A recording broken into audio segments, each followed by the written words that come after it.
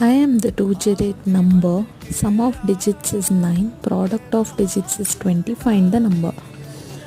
Product is equal to 20. Sum is 9. So first we need to find the 20's multiples. 4 5's are 20 and 10 2's are 20. But 10 plus 2 is 12. So it is not possible. Then 4 plus 5 equals 9. So our sum is same as 9. So this is the answer. So the number will be 4, 5, 45 or 54. Thank you.